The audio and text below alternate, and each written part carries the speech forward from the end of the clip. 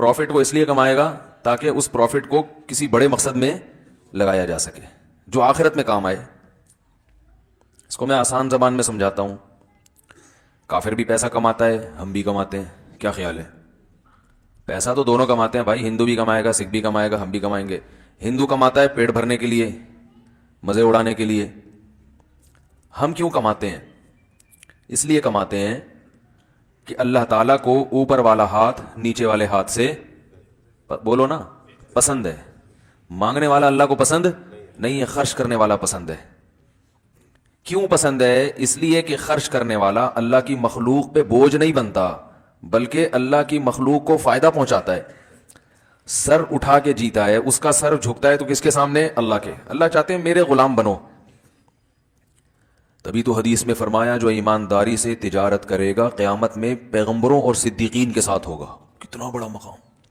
اس کی کوئی فضیلت نہیں ہے جو کاروبار چھوڑ کے بیٹھا ہو, اس کی اسلام میں کوئی فضیلت نہیں ہے. اس کو رہبانیت کہا گیا ہے. رہبانیت جو عیسائیوں میں ہوتا تھا نا, پادری پن, رہبانیت پتہ کسے کہتے ہیں؟ دنیا چھوڑ دینا. تو رہبانیت کو برا سمجھا گیا ہے اسلام میں. دنیا چھوڑنی تھوڑی ہے, یہ دنیا تو اللہ نے پیدا انسانوں کے لیے کی ہے. چھوڑ کے جنگل میں نکل گئے تو جنگل میں تو جانوروں کے لیے ہیں, وہ انسانوں کے لیے تھوڑی ہیں. لیکن مسلمان کے سامنے ایک ہدف ہوتا ہے. اور آسان مثال دوں, پیچیدگی میں جا رہے ہیں آپ لوگ, اور آسان مثال دیتا ہوں. یہ تو کئی دفعہ بیانات میں دے چکا ہوں لیکن دوبارہ آ جائے گی تو اچھا ہے. ایک حدیث میں آتا ہے ایک صحابی درخت لگا رہے ہیں. کیا لگا رہے ہیں؟ درخت. آپ صلی اللہ علیہ وسلم نے انہیں فرمایا کہ تم جو درخت لگا رہے ہو تو تمہیں کیا معلوم کہ یہ درخت کی زندگی, یہ درخت, حدیث کا مفہوم ہے کہ یہ پھل جب دے گا تو تمہاری زندگی وفا کرے گی کہ بھی نہیں کرے گی. اتنی پھل کی خبر نہیں ہے, اور پلاننگ اتنے سال کی, 5 سال تو کم از کم لگتے ہیں کھجور کے درخت کو. پتہ کل کا نہیں ہے, اور پلاننگ ہو رہی ہے 5 سال بعد. کتنے سال کی؟ 5 سال بعد کی پلاننگ. او بھائی یہ تو بڑا مشکل, یعنی یہ تو آپ صلی اللہ علیہ وسلم نے اس کو پسند نہیں کیا. 2 منٹ لگتے ہیں انسان کو مرنے میں. جو جتنے لوگ مر چکے ہیں نا, ان میں سے کسی کا بھی پہلے سے مرنے کا پروگرام نہیں تھا. ہم سمجھتے ہیں یہ تو مر گئے تو ان کا تو پروگرام تھا جانے کا, ہمارا چونکہ ہے نہیں تو ابھی ہم تھوڑا زندہ رہیں گے. یہ تو مرنے کے بعد آدمی کہتا ہے یار میرا تو اس طرح کا کوئی پروگرام نہیں تھا, یہ ہوا کیا ہے میرے ساتھ. حقیقت بتا رہا ہوں. میرے پاس تو ڈاکٹر آتے ہیں نا بڑے بڑے فیلڈ کے, بھائی موضوع چینج نہ ہو جائے ذرا کچی سے پکڑ کے رکھنا. بڑے بڑے ڈاکٹر بھی ملاقاتیں ہوتی ہیں, میں تو نچوڑتا ہوں. ڈاکٹر آ کے پریشان ہوتا ہے کہ میں اس سے ملنے آیا ہوں تو الٹا یہ مجھ سے مل رہا ہے.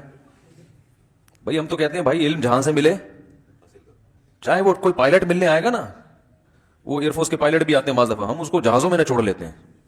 وہ حیران ہوتا ہے یار یہ کیا انجینئر بن رہے ہو, کیا کر رہے ہو. بچپن سے مجھے شوق ہے, ابھی نہیں صرف بچپن سے, کہ جو جس فیلڈ کا ماہر ہے اس کو اس سے وہ معلومات. اور سب سے اوتھینٹک معلومات یاد رکھو, کسی بھی چیز کی اگر لینی ہے تو کتابوں سے نہیں ملے گی, اس فن کے ماہرین سے ملے گی. کیونکہ کتاب سمجھنا بھی اس فیلڈ کے ماہر کا کام ہے. عام آدمی کتاب سے دھوکے میں آتا ہے. نہیں یاری بات میرا خیال ہے. اب آپ میڈیکل سائنس کی کتابیں پڑھ کے علاج کرو نا تو قبرستان بھرنے کے علاوہ کچھ بھی نہیں حاصل ہوگا. آپ نے کہا کہ میں ڈاکٹر کے پاس کیوں جاؤں, میڈیکل سائنس کی کتابیں پڑھتا ہوں میں, پیناڈول کا یہ فارمولا ہے, اس میں یہ کیمیکل استعمال ہوا ہے, یہ درد, تو چلو ہم بھی وہ کیمیکل خرید کے بالٹی میں ملاتے ہیں اور تھیلیوں میں بھر بھر کے لوگوں کو پلانا شروع کر دیتے ہیں, تو مریں گے نا لوگ. تو بھائی اس کا طریقہ یہ ہے کہ کتاب معاون مددگار تو بنتی ہے, لیکن جب اس کا علم لینا ہے تو اس کے ماہر کو کے پاس چلے جاؤ. اس نے اپنی زندگی کھپا دی ہے اس کام میں, تو آپ کو کھپانے کی کیا ضرورت ہے؟ کیا خیال ہے بھائی؟ اس کے علم سے فائدہ ہو. وہ ڈاکٹر بنا اس لیے کہ آپ کو ٹینشن سے بچا لیا اس نے. آپ کسی اور کام میں ٹینشن, اپنی صلاحیت خرچ کرو نا. سارے کاموں میں ایک انسان کو مہارت ہو سکتی ہے کہ ڈاکٹر بھی بنے, بڑا حکیم بھی بنے, پلمبر بھی بنے, اور میکینک بھی بنے, اور الیکٹریشین بھی بنے. بھائی آپ ایک چیز میں مہارت پیدا کرو, باقی میں کام ہو تو اس کے ماہرین سے رابطہ کر لو. آپ ڈاکٹر بن گئے, الیکٹریشین نہیں ہو آپ, تو پنکھا کس سے لگواؤ گے آپ؟ الیکٹریشین سے. اب آپ کو نہیں, چونکہ پنکھا بھی میں خود ہی لگاؤں گا, تو اب پنکھے کے بارے میں کتابیں پڑھ رہے ہو, وائر کے بارے کہ وائر کیسے جوڑی جاتی ہے, یوٹیوب پہ سرچ کر رہے ہو کہ وائر کیسے جوڑی جاتی ہے, بٹن کیسے لگایا جاتا ہے, اور وہ ارتھ کہاں سے ہوتا ہے. تو پاگل پنے کی بات ہے بھائی, آپ چھوڑو یار, یہ دنیا میں الیکٹریشین بھی تو ہیں, یہ کس لیے ہیں؟ آپ اپنے کام کو فوکس کرو. تو یہ ایک اصول ہے, تو میں اس اصول کو مانتا ہوں. تو میں کہتا ہوں میں میڈیکل سائنس کی کتابیں پڑھ کے معلومات لوں, اس میں ٹھوکریں کھاؤں گا, 20 سال تک لوگوں کو غلط گائیڈ کروں گا. بہتر نہیں ہے کوئی کسی فیلڈ کا ماہر ہے اس سے اس بارے میں معلومات لے لی جائے, لیکن کوشش یہ ہو کہ وہ اس فیلڈ کا ماسٹر ہو. تو گردوں کا اسپیشلسٹ آتا ہے تو اس کے گردے درد کرنے لگتے ہیں میرے سوالات سے, بار بار پانی مانگتا ہے کہ اتنا کڈنی کے بارے میں اس سے پوچھتا ہوں. بچپن سے میری عادت ہے یہ. تو کیا کہہ رہا تھا میں, درخت تو تھی وہ, یہ ڈاکٹر سے بات کیا بات ہوئی تھی میری, نہیں یار مزہ نہیں آیا ہے. نہیں وہ درخت والی مثال تو میرے ذہن میں ہے, لیکن اس درخت میں ڈاکٹر کہاں سے آ گیا جی. خیر مسلمان تاجر جو ہے وہ تو چلو درخت پہ آتے ہیں, شاید دوبارہ سے وہیں درخت کے ذریعے پہنچے تھے وہاں پر نا, تو درخت پہ دوبارہ آ جاتے ہیں. پلاننگ, وہ درخت کی مثال میں دے رہا تھا, اسی پہ دوبارہ آتے ہیں تو دوبارہ اصل بات ذہن میں آ گئی. ٹھیک ہے, نہیں تو وہ اصل تو وہی تھی نا. تو جو لوگ مجھے کہتے ہیں آپ کا حافظے کو کیا ہو گیا, تو میں کہتا ہوں یہ اتنے سارے لوگوں کے حافظے کو کیا ہو گیا, ان کو بھی تو نہیں آ رہا. ہمیں اگر نہیں یاد آ رہا تو آپ کو کون سا یاد آ رہا ہے. تو میرا تو میں اگر بھول جاؤں تو سمجھ میں آتا ہے, کیونکہ میں تو ایک موضوع کو لے کے چل رہا ہوں نا, اس کو اصل فوکس کر رہا ہوں. دائیں بائیں تو ایک گریبیاں ہیں. تو نبی صلی اللہ علیہ وسلم نے ایک صحابی کو دیکھا, وہ درخت لگا رہے ہیں. ہاں اب دیکھو یاد آ گئی نا, درخت پہ پہنچے تو پہنچ گئے اوپر. میں بتا رہا تھا بڑے بڑے ڈاکٹروں سے میں مختلف معلومات لیتا ہوں, یہ بیماری کی کیا وجہ ہے, یہ کیوں ہو جائے. تو ایک چیز کامن سب بتاتے ہیں کہ بھائی یہ جتنی بھی سائنسی تحقیقات ہوئی ہیں, میڈیکل سائنس نے ترقی کی ہے, پوری طرح انسان کی باڈی کو ابھی تک کوئی سمجھ نہیں سکا ہے. اکثر بیماریاں ایسی ہوتی ہیں جن کی کوئی ریزن نہیں ہوتی اور انسان اس میں ہلاک ہو جاتا ہے. کینسر جو ہے نا, موت, کینسر کا اب تک علاج دریافت نہیں ہوا ہے, موت ہے کینسر میں. ہاں یا تو کاٹ کے وہ جگہ ہی پھینک دو تو ایک الگ بات ہے, لیکن بعض دفعہ ایسی جگہ ہوتی ہے وہ کاٹ ہی نہیں سکتے نا. بھائی چلو انگلی پہ ہو گیا تو یہ تو کاٹ دیا آپ نے, پیٹ میں ہو گیا تو وہاں تک کہاں تک کاٹیں گے. تو کہتے ہیں کہ کوئی وجہ معلوم نہیں ہوتی. بالکل فٹ فاٹ, ہمارے بھی دوست ہیں 35 سال 35 ایئرز اولڈ, جوان خوبصورت ماشاءاللہ, جاب بھی اچھی, کوئی ٹینشن بھی نہیں ہے اور صحت بھی اچھی ہے, کوئی موٹاپا بھی نہیں ہے, بلڈ کینسر ہو گیا. ملنے آئے, میں نے کہا بھائی آپ کو کیا کیا, بھائی کیمو تھراپی چل رہی ہے. یہ تھراپی ہے تھراپی ہے پتہ نہیں کیا ہے, مختلف لوگ مختلف لفظ بتاتے رہتے ہیں. اب یہ بھی کسی انگلش کے بہت ماہر سے ایک دفعہ فون کر کے پوچھنا پڑے گا, یار ایک دفعہ بتا دو, تھراپی ہے تھراپی ہے تھراپی ہے میرا خیال ہے, کیمو تھراپی. تو کیمو تھراپی کروائی انہوں نے, بالکل ہی ہڈیوں کا ڈھانچہ بن گئے. میں نے کہا کیا ہوا, بلڈ کینسر. وجہ کہہ رہے ہیں ڈاکٹر خود حیران ہے کہ وجہ سمجھ میں نہیں آ رہی. کل پرسوں میری حضرت مولانا طارق جمیل صاحب, اللہ ان کی عمر میں برکت دے, ان کو صحت دے, ان سے ملاقات تھی. تو مجھے لگا بہت کمزور ہو گئے ہیں, ہارٹ کا مسئلہ ہے نا ان کا, دوائیں کھا رہے ہیں. تو میں نے کہا آپ تو ایکسرسائز بھی کرتے ہیں, کھاتے بھی نہیں ہیں. ان کی خوراک ایسی ہے کہ آدمی جو ہے نا وہ حیران ہوتا ہے کہ یہ چل کیسے رہے ہیں. بہت تھوڑا کھانا اچھا ہے نا صحت کے لیے, ایکسرسائز بھی پابندی سے, کھاتے بھی تھوڑا ہیں, رات کو سوتے بھی جلدی ہیں, صبح اٹھتے بھی جلدی, پوری بڑی تمیز سے زندگی گزر رہی ہے.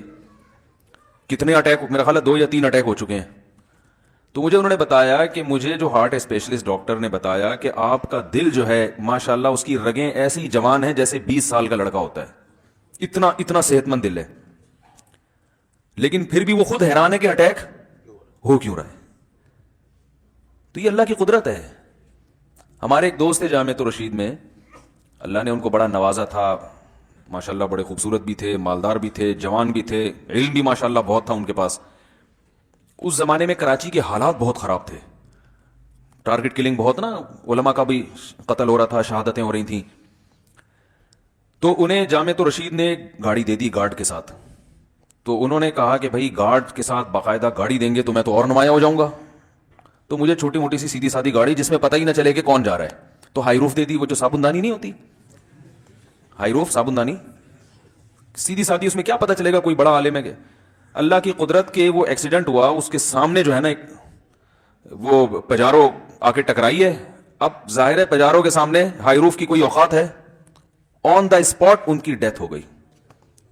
ہم نے کہا دیکھو جس چیز کو ہم نجات کا ذریعہ سمجھ کے کہ اس میں یہ نمایاں نہیں ہوں گے, لوگوں کو پتہ نہیں چلے گا, تو بچے رہیں گے. کیونکہ اس زمانے میں جامعہ فاروقیہ میں بھی شہادت ہوئی تھی, پتہ ہوگا آپ کو, پوری گاڑی اڑا دی تھی کسی نے. تو جتنے بڑے بڑے مدارس تھے نا وہ احتیاط کر رہے تھے. تو جو احتیاط کا ذریعہ ہوتا ہے نا وہی موت کا سبب بن جاتا ہے. اچھا بھلا آدمی ہوتا ہے, فٹ فاٹ ہوتا ہے, ڈاکٹر صاحب کے پاس چلا جاتا ہے کہ مجھے کوئی بیماری نہیں ہے, احتیاطاً ٹیکا لگا دو. ٹھیک ہے نا, ایسا بھی ہوتا ہے نا کہ تاکہ مزید نہ ہو, وہی ٹیکا اس کی موت کا ذریعہ بن جاتا ہے. ری ایکشن کا کیا مطلب ہے؟ یہ دوا ری ایکٹ کر گئی ہے. وہ ری ایکٹ کا مطلب یہی ہوتا ہے کہ اللہ کہتا ہے یہ جب میں چاہوں گا تو ایکٹ ہوگا, ورنہ تیری موت تجھے کھینچ کے ڈاکٹر کے پاس لے کر آئے گی. اس میں ڈاکٹر کا بھی قصور نہیں ہوتا, بس اللہ نے لکھ دیا کہ مرے گا بھائی تو کسی بھی طرح سے مار دوں گا میں جب ٹائم آئے گا. تو ہمیں پھر بھی احتیاط کرنی چاہیے, صحت کی حفاظت کرنا یہ فرض ہے, ضروری ہے. علماء نے تو یہاں تک لکھا ہے کہ جب آپ کا پیٹ بھر گیا اور آپ کو پتا ہے کہ اب یہ مزید لقمہ کوئی فائدہ نہیں پہنچائے گا, اس سے بدہضمی کے سوا کچھ بھی حاصل نہیں ہوگا, تو بعض علماء نے یہ لکھا ہے کہ یہ لقمہ حرام ہے کھانا, کیونکہ یہ خودکشی کے زمرے میں آ رہا ہے. کیوں کھا رہے ہو؟ کھا تو لیا پھر بھی کھا رہے ہو. تو 1 منٹ کا انسان کا پتہ نہیں ہے, اور صحابی رسول درخت لگا رہے ہیں, تو اس لیے نبی نے کیا فرمایا کہ تمہیں زندگی کا کیا پتا ہے کہ یہ جب تک پھل دے گا تو درخت وفا کرے گا کہ نہیں کرے گا؟ زندگی وفا کرے گی نہیں. تو اس حدیث سے کیا پتا چلتا ہے؟ درخت لگانے سے منع کیا جا رہا ہے نا. کیا ہو گیا بھائی, بولو نا ہاں. اس سے تو یہ پتا چل رہا ہے نا کہ اسلام میں درخت لگانا اچھا کام نہیں ہے. کیا 5 سال ابے چھوڑو, جو صبح کی روٹی ہے تو شام کو اللہ کھلا دے گا, شام کو ہے تو صبح بھی کھلا دے گا جس نے شام ہو گیا. اتنی لمبی لمبی سوچنے کی ضرورت نہیں ہے, ڈپریشن میں ٹینشن میں جاؤ گے کچھ بھی حاصل نہیں ہوگا. لیکن کم علم خطرہ ایمان, جیسے ہوتا ہے نا نیم حکیم خطرہ جان, تو نیم مفتی خطرہ ایمان. جو لوگ آدھی حدیثیں پڑھ کے فتوے دیتے ہیں نا, وہ اسی طرح امت کو گمراہ کرتے ہیں. قرآن و حدیث کا علم مکمل ہونا چاہیے. تو جن لوگوں نے اس قسم کی حدیثیں پڑھی ہوئی ہیں وہ دنیا سے دور, کہ کیا درخت لگانا, کیا یہ کر رہے ہیں, پیسے انویسٹ کیے ہوئے ہیں, وہاں کاروبار کر رہا ہے, ادھر طارق روڈ پہ 6 دکانیں اور تھی, 4 اور خرید رہا ہے, کیا یہ دنیا. اللہ کے نبی نے تو درخت لگانے میں کہا کہ لمبی لمبی امیدیں اور یہ دکانیں خریدنے, اور جناب ماشاءاللہ ان کے لائف سٹائل دیکھو. تو یہ وہ لوگ ہوں گے جو آدھی حدیث پڑھتے ہیں اور آدھی حدیثیں نہیں پڑھی. تو دوسری حدیث میں آتا ہے کہ آپ صلی اللہ علیہ وسلم نے ارشاد فرمایا, یہ صحیح حدیث صحیح مسلم کی, کہ جس نے درخت لگایا جب تک چرند پرند بھی اس درخت سے کھاتے رہیں گے, اس کو قبر میں ثواب ملتا رہے گا. کیا انداز ہے تبلیغ کا, دیکھو یار, مسلمان کا قبلہ ہی چینج کر دیا. بھائی درخت ہم بھی لگائیں گے, کافر بھی لگائے گا. کافر کا ویژن درخت لگانے سے کچھ اور ہے, ہمارا کچھ اور. کافر اس دنیا پہ یقین کرتا ہے, وہ آخرت پہ یقین نہیں کرتا. وہ کہتا ہے درخت لگاؤں گا پھل دے گا, پھر جب درخت جب تک بڑا نہیں ہو جائے اس کو یہ ڈر ہے کوئی مار کے نہ چلا جائے, مر نہ جاؤں, ٹرک کے نیچے نہ آ جاؤں, کوئی بیماری تو نہیں ہوگی, یہ تو نہیں, ڈپریشن میں جائے گا نا. پھر درخت جب لگ گیا پھل نہیں دے رہا, یار یہ کوئی دم کرو, کوئی تعویذ ڈالو, کوئی بکرے ذبح کرو. یہی ہوتا ہے نا بکروں کے وہ منتیں چڑھاؤ, پھر پیر صاحب کے پاس جاؤ, پھر مزار پہ جاؤ, پھر بھائی یہ کیا ہو گیا, ہائی یہ کیا ہو گیا, یہ ہو کیوں نہیں رہا, یہ وہ تو پھر درخت سے پہلے مرے نا, خودکشی یا ٹینشن سے مر جائے گا وہ. مسلمان کیا کہتا ہے, بھائی درخت لگانا ہے, پھل دے گا, خود بھی کھائیں گے, بچوں کو بھی کھلائیں گے, کاروبار بھی کریں گے. اور مر گئے, اگر لگانے سے پہلے مر گئے یا بڑا ہونے سے, درخت کے مکمل ہونے سے پہلے مر گئے, تو نیت کا ثواب, بولو نا بھائی, ملتا رہے. اور لگ گیا تو سبحان اللہ. مر بھی گئے تو کوئی بات نہیں, ہم پھل نہیں کھائیں گے, آگے نسلیں تو کھائیں گی نا. آخرت میں ذخیرہ ہو رہا ہے بھائی, چڑیا کو کھلانے میں ثواب مل رہا ہے, تو انسان کھائیں گے اور اس کے سائے کے نیچے رہیں گے, تو اور کیا چاہیے. اپنے بھی مزے اور مخلوق کو فائدہ پہنچانے کے بھی مزے, تو آخرت کے لیے. اللہ نے مزے اڑانے پر پابندی نہیں لگائی ہے, لیکن وہ مزے جس کی اللہ نے اجازت دی ہے تاکہ آخرت خراب نہ ہو. مسلمان آخرت پہلے رکھتا ہے, دنیا بعد میں. بھائی بہت سے مزے اللہ نے ایسے رکھے ہیں کہ اس سے آخرت خراب نہیں ہوتی, بلکہ آخرت میں فائدہ ہوتا ہے. تو وہ مزے تو اڑانے چاہیے نا جس سے نہ اللہ ناراض ہو رہا ہے بلکہ اللہ خوش ہو رہا ہے. یا ایھا الذین آمنوا کلوا من الطیبات, ایمان والو پاکیزہ چیزیں کھاؤ, اس سے فائدہ اٹھاؤ, یہ تو اللہ نے تمہارے لیے پیدا کی ہیں. تو ویژن میں فرق ہے. جو کمپنیاں ہیں نا ان کے ویژن کیا ہوتے ہیں, پیسہ کمانا, لیکن مسلمان کا تاجر کا ویژن کیا ہوگا, بھائی پیسہ کمانا تاکہ اس سے کوئی بڑا مقصد حاصل کیا جا سکے. پیسہ برائے پیسہ مقصد نہیں ہے, پیسہ کما کے کوئی بڑا مقصد حاصل ہو. وہ بڑا مقصد کیا ہے؟ پہلا مقصد کسی کے ساتھ سب سے پہلے تو اپنے آپ کو بھکاری بننے سے بچانا ہے, سمجھ رہے؟ اللہ کو بھیک مانگنے والا پسند نہیں ہے بھائی. سب سے پہلے تو بھائی ہم صرف اللہ کے سامنے جھکیں گے. مخلوق کیا, ہمارے جیسا انسان ہے, میں کیوں اس کے سامنے اپنی ناک ذلیل کروں بھائی. سجدہ صرف اللہ کے سامنے ہوتا ہے, اور سجدہ 2 قسم کا ہوتا ہے, ایک سر جھکانے والا, ایک اپنے دل کو جھکا دینا. ہم دل بھی نہیں جھکاتے. کیا خیال ہے بھائی, ہم کیوں کسی کا احسان لیں؟ تو ہم صرف اللہ سے مانگیں گے, تو اس کے لیے جیب میں پیسے ہوں گے تو مانگیں گے نا. پیسے نہیں ہے تو 4 دن تو اللہ سے مانگے گا, اس کے بعد کہے گا تھوڑا پبلک سے بھی مانگ کے ٹرائی کر لو, کیا جا رہا ہے یار, اللہ تو دے نہیں رہا. تو اللہ کہے گا میں نے تو دینے کا وعدہ اس وقت کیا تھا جب تو خود بھی تو محنت کرنا, تو پڑ جائے گا تو کہاں سے دوں گا میں. تو کھلانے والا پسند ہے اللہ کو. دوسری نیت مسلمان کیا کرتا ہے کہ بھائی جب خود بھی بھیک سے بچوں گا پھر بیوی بچوں کو بھی کھلاؤں گا. سب سے افضل صدقہ کون سا ہے؟ نبی نے فرمایا ما تجعل فی امراتک، اپنی بیوی کو کھلاتے ہو نا سب سے زیادہ ثواب اس میں ملتا ہے. میں جب یہ شروع میں حدیث پڑھتا تھا مجھے سمجھ میں نہیں آتی تھا اس کا مطلب کہ یار وہ تو سبھی کھلاتے ہیں، وہ تو گن پوائنٹ پہ کھلاتے ہیں. کوئی دنیا میں ایسا شیر خان ہے جو کہ میں بیوی کو نہیں کھلاؤں گا؟ بیوی چھوڑے گی اس کو؟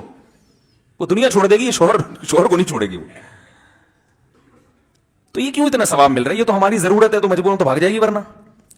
ارے بھائی بیوی کو نہیں کھلاؤ گے تو بھاگ جائے گی نا گھر سے. اس کو تو پکڑ کے رکھنے کا طریقہ یہ اس کو کھلاتے رہو صبح شام ورنہ وہ بچے الگ رول جائیں گے. یہ تو کھلانا ہی کھلانا ہے. اب مجھے اس حدیث کا مطلب سمجھ میں آتا ہے یار نبی صلی اللہ علیہ وسلم نے کیسی ترغیب دی ہے مسلمانوں کو. کیونکہ حضرت عمر کا قول ہے من لم یعرف وہ کیا ہے ملم کیا ہے وہ عجیب بڑے خوبصورت الفاظ ہیں کہ ملم یعرف بالجاہلیت لم یعرف بالاسلام. جو زمانہ جاہلیت جس نے نہیں دیکھا اس کو اسلام کی خوبیوں کا پتہ نہیں چلتا. حضرت عمر نے تو دیکھا تھا نا، جو نئے نئے لوگ آ رہے تھے نا، پیدا ہو رہے تھے، مسلمان ہو رہے تھے، نوجوان، ان کو کہتے تھے تمہیں کیا پتا کہ اسلام کیا ہے؟ تم نے جاہلیت کا زمانہ تو دیکھا نہیں ہے. تو آج جب ہم دنیا میں سفر بھی ہوئے، مطالعہ بھی ہوا، تو دوسری قوموں سے جب کمپیئر کرتے ہیں ان کے ہاں ٹیکنیکل فالٹ یہ ہے کہ وہ بیوی پہ خرچ نہیں کرتے. انگریز خرچ کرے گا اپنی ذات پہ، اپنی کمپنی پہ. کیا خیال ہے؟ اپنی کمپنی پہ، اپنی ذات پہ، گرل فرینڈ پہ، دوستوں پہ. بیوی پہ نہیں کرتا. بیویاں تو وہاں خود بھی، بھائی بیوی اپنا کماتی ہے، شوہر اپنا کماتا ہے. تو اللہ کے نبی نے اس لیے فرمایا کہ سب کیوں، اس سے خاندانی نظام محفوظ رہتا ہے. عورت جاب کرنے پر مجبور نہیں ہوتی، وہ گھر کی چار دیواری میں رہتی ہے، وہ آپ کے بچوں کی تربیت کرتی ہے، وہ برائی کی طرف نہیں جاتی. اور آپ میں خرچ، مرد کو اللہ چاہتے ہیں اس میں خرچ کرنے کا جذبہ پیدا ہو. یہ خاندان کو جوڑ کے رکھتا ہے. پھر اس لیے فرمایا کہ سب سے پہلے کیا ہے؟ دیکھو آپ کہہ سکتے ہیں سب سے پہلے تو والدین ہیں. تو والدین اس صورت میں ہیں کہ وہ محتاج ہوں، ورنہ اماں کا خرچہ آپ کے ابا پر ہے، بیٹے پر نہیں ہے. سمجھ رہے نا؟ لیکن بیوی اگر مالدار ہو یا نہ ہو، دونوں صورتوں میں اس کا خرچہ کس کے ذمہ ہے؟ شوہر کے. اس لیے اس کو افضل صدقہ قرار دیا ہے. ورنہ اگر محتاج ہے نا تو پھر تو ماں باپ کا درجہ پہلے ہے. تو اللہ نے کیا حکم دیا نبی نے؟ ما تجعلوا فی امراتک، جو تم اپنی زوجہ کو کھلاتے ہو. تو یہ سب سے بہتر صدقہ ہے. تم مال کمانے سے دوسری نیت کیا ہوتی ہے مسلمان کی؟ یہ نہیں کہ میں کھاؤں، موج مستی کروں بس. یہ کوئی نیت نہیں ہے. کیونکہ غیر مسلم کی یہ نیت ہوتی ہے، اس لیے اس نیت کی اخلاقی برائیاں کیا پیدا ہوتی ہیں اس نیت کی وجہ سے. نمبر ایک، کیونکہ وہ سمجھتا ہے کہ دنیا میں ہم صرف انجوائے کرنے کے لیے آئے ہیں، تو ہر وہ چیز جو انجوائے کرنے میں رکاوٹ بنے گی وہ اسے کباب میں ہڈی سمجھتا ہے. آپ کو پتا ہے ابھی انڈیا میں مجھے کسی نے واٹس ایپ پہ کلپ بھیجا کہ انڈیا میں بعض علاقوں میں ایسا ہو، میں وہی انڈیا کی جب باتیں کر رہا ہوں تو اس سے مسلمان مراد نہیں ہوتے. انڈیا کے مسلمان بہت اچھے ہیں، بہت سے تو ہم سے بھی اچھے ہیں. تو اس سے مراد وہ متعصب قسم کے غیر مسلم، جو سارے غیر مسلم بھی ایسے نہیں ہوتے. اس سے مراد وہ غیر مسلم ہوتے ہیں جو مذہب سے دور ہوتے ہوتے ہوتے ہوتے نا بالکل مذہب کے باغی ہو گئے. ان کا یہ انجام ہوتا ہے. تو اس میں یہ کہ گاؤں میں رواج ہے بوڑھے والدین اور دادا دادی کو قتل کر دیتے ہیں.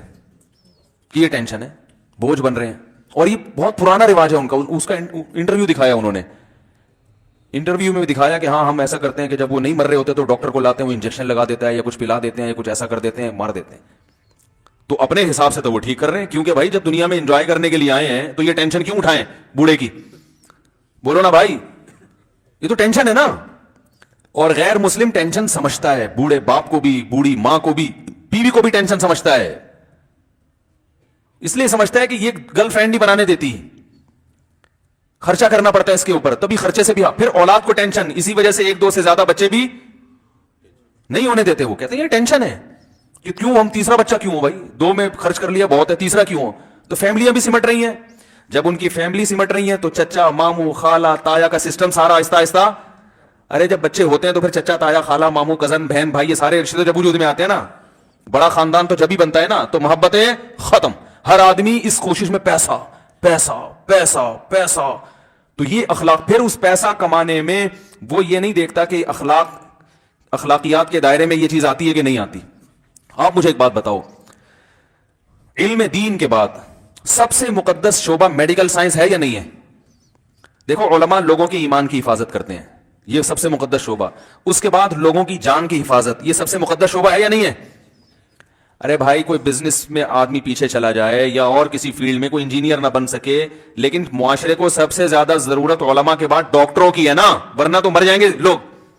اٹیک ہوگا، کتنے لوگ ہیں شوگر ہو گئی تو ڈاکٹر اس دوا تجویز کرتا ہے، بچے رہتے ہیں. اٹیک ہو جاتا ہے ہاسپٹل میں لے کے آتے ہیں، وہ ڈاکٹر صاحب اس کا وہ پہلے سے پھاوڑا واڑا لے کے بیٹھے ہوئے ہوتے ہیں نا کہ کہاں سے کاٹنا ہے کیا کاٹنا ہے، وہ سارا حساب اس کا صحیح کر دیتے ہیں. بھائی ہم تو ڈاکٹر ہے نہیں، ہم تو اس کو، ہمیں کیا وہ انسٹرومنٹ جو ان کے ہوتے ہیں کیا ہمیں تھوڑی اس کا نام پتا ہے، ہم تو اس کو اپنی زبان میں کینچی، پھاوڑا، چاقو، چاپڑ یہ کہیں گے. کسائیوں کا چاپڑ الگ ہوتا ہے، ڈاکٹروں کا ہوتے تو وہ بھی چاپڑ ہی ہے نا. اور بعض ڈاکٹر تو واقعی اللہ معاف فرمائے کسائی ہی جیسے ہوتے ہیں، بعض سب نہیں.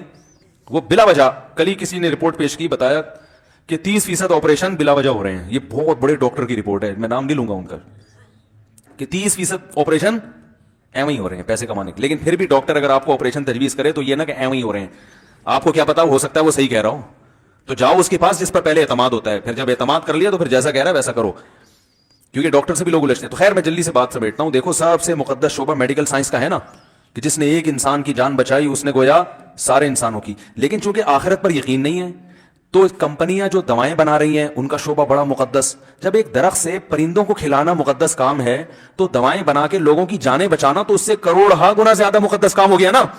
لیکن جو دواؤں کی کمپنیاں ہیں ان کا ویژن، ان کا چونکہ آخرت پر یقین نہیں ہے، لہذا ان کے ویژن میں کیا چیز ہے؟ یہ پیسہ کمانے کی کمپنی ہے، لوگوں کو فائدہ پہنچانے کی کمپنی نہیں ہے. اگر انہوں نے ویژن میں یہ لکھا ہوتا کہ یہ جو کمپنی ہے پیسہ بھی کمائے گی لوگوں کو فائدہ پہنچا کے، اور پیسہ اس لیے کمائے گی تاکہ اس کمپنی کے جو شیئر ہولڈر ہیں وہ بھی خوشحالی کا شکار ہوں اور اپنے بیوی بچوں پہ بھی خرچ کریں، صدقات و خیرات بھی کریں اور ملک کی ترقی کا بھی سبب بنے تاکہ آخرت میں سرخ رو ہو سکیں، یہ ویژن بن جاتا.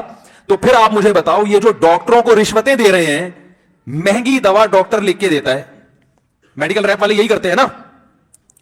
ارے یہ جو ہم جس قیمت پہ دوائیں خرید رہے ہوتے ہیں نا، ان کی اوریجنل قیمت یہ نہیں ہوتی.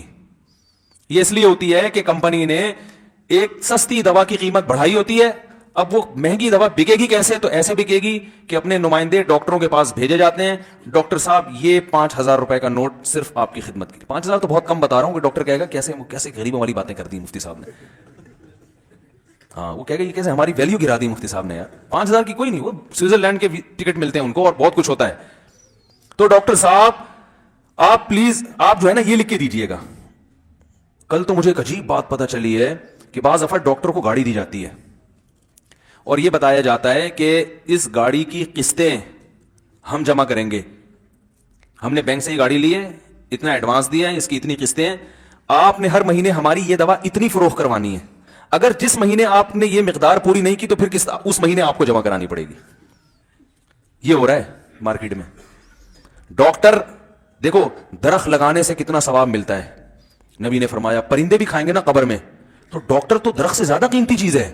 درخت سے مخلوق کو وہ فائدہ نہیں ہوتا جو ایک ڈاکٹر سے. ایک ڈاکٹر ایک محلے میں اس کی ویلیو درخت سے کروڑا گنا زیادہ ہے، وہ زیادہ فائدہ پہنچا رہا ہے درخت کی نسبت.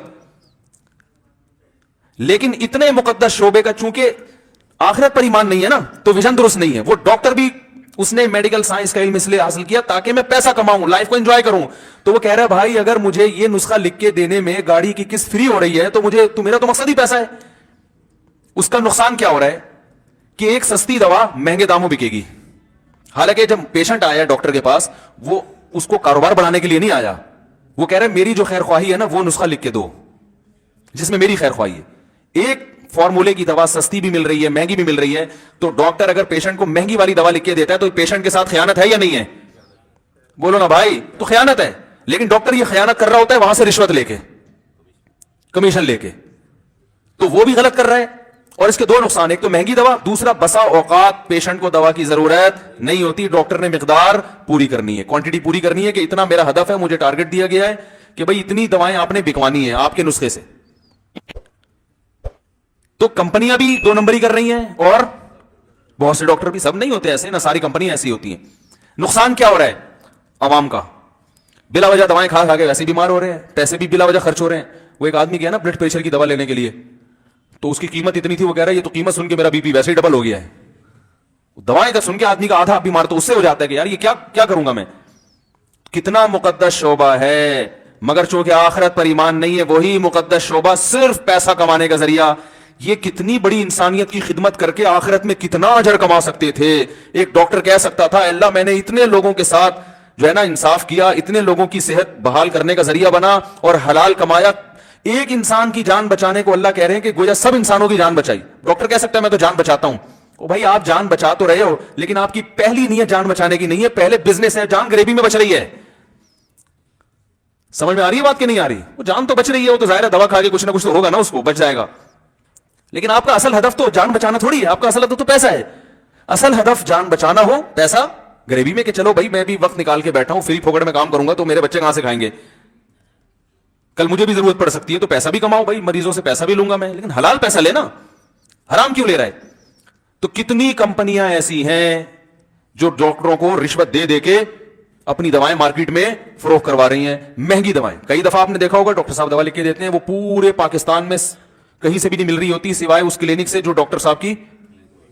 اور اب تو ڈاکٹر صاحب نے بسا اوقات کلینک بھی اپنی کھولی ہوئی ہوتی ہے کہ میں یہ لکھ کے دوں گا وہاں سے, جیسے اسکول والے کہتے ہیں نا یہ والا یونیفارم, پرنسپل سے پوچھو ملے گا کہاں, کہہ رہے ہیں وہ ادھر سے ملے گا, اس کے علاوہ پوری دنیا میں وہ آپ کا ٹیلر وہ یونیفارم بنا ہی نہیں سکتا. یہ انگلش کی کتاب کہاں سے ملے گی جی پرنسپل صاحب, یہ والی کتاب آپ کو اردو بازار کی دکان نمبر فلاں سے ملے گی. وہ پورے اردو بازار میں ایک ہی دکان ہوگی اور ایک ہی پریس ہوگا جس نے اس ڈیزائن میں کتاب چھاپی, پوری کائنات میں وہ کہیں بھی نہیں مل رہی. ہر طرح سے گھسیٹا جا رہا ہے لوگوں کو, بزنس بزنس. تو یہ غیر اخلاقی حرکتوں میں انسان کیوں آتا ہے؟ اچھے اچھے کاموں میں غلط نیت کر کے بگاڑ دیتا ہے, تو جو برے کام ہے ان میں کیا اثر کرے گا؟ ارے اچھے کام کو بری نیت سے بگاڑ دیتا ہے, اس میں انسان کو نقصان پہنچاتا ہے, تو جو کام ہی برا کر رہے ہیں وہ تو پھر اور الٹا کریں گے نا. تو یہ درخت لگانے والا جو آخرت کے لیے لگاتا ہے فائدہ وہ بھی اسی طرح اٹھاتا ہے جیسے کافر جب درخت لگائے گا. بھائی پھل تو دونوں کو ملے گا نا. ارے ایک آدمی نے کھجور کا درخت لگایا, آخرت اس کے دل میں نہیں ہے, اور ایک نے کھجور کا درخت لگایا اس لیے نیتیں اچھی کر لی, میں بھی کھاؤں گا, بیوی بچوں کو کھلا کے ثواب حاصل کروں گا, ابا اماں کی خدمت کروں گا, اس کو مارکیٹ میں بیچوں گا, لوگوں کو فائدہ ہوگا, کھجور ملے گا کھانے کو, بھائی لوگوں کو فائدہ ہوگا, ارننگ بھی ہوگی میری, تو اس ارننگ سے میں مدرسوں میں بھی خرچ کروں گا, مسجدوں میں بھی, بیوہ عورتوں میں بھی, دوسری بھی کر لوں گا, خواتین سے معذرت کے ساتھ, کوئی بیوہ عورت سے یعنی نہیں, چلو نہیں کروں گا بس, وہ پھر خواتین بھاگ جاتی ہیں بیان میں, یار اتنی مشکل سے کچھ جمع ہونے لگتی ہیں, پھر غائب نہیں کروں گا بس, باقی واپس کی ہماری بات ہے, پھر انشاءاللہ اس پر کبھی بات کریں گے. تو جو ہے پھر یہ کروں گا وہ کروں گا, اور پھر بچوں کو میں بھوکا ننگا نہیں چھوڑ کے جاؤں گا, جب مروں گا تو یہ بچے بھی کھائیں گے پیئیں گے تو دعا دیں گے ابا نے ماشاءاللہ ہماری اتنی خدمت کی, پھر بڑھاپے میں بچے میرا سہارا بنیں گے, ٹھیک ہے نا. تو وغیرہ وغیرہ بہت ساری اچھی نیتیں کر کے دنیا سے جاتا ہے. جیسے حضرت عثمان غنی نے پیسہ کمایا, اور آج عثمان غنی کے لقب سے جب جہاد میں ضرورت پڑی یہ 500 گھوڑے, کبھی کتنا مال حضرت عثمان غنی جہاد میں دیا کرتے تھے کہ ایسے وقت میں آپ صلی اللہ علیہ وسلم کو سپورٹ کیا جب اسلام کمزور تھا, تبھی تو آپ صلی اللہ علیہ وسلم عثمان غنی سے خوش تھے. حضرت ابو بکر بڑے مالدار تھے, ہم نے ایک جامع رشید میں تحقیق کی, جو مالدار صحابہ تھے نا ان کے سرمایہ کتنا تھا, ہم حیران ہو گئے, اربوں روپے کا سرمایہ آج کے حساب سے.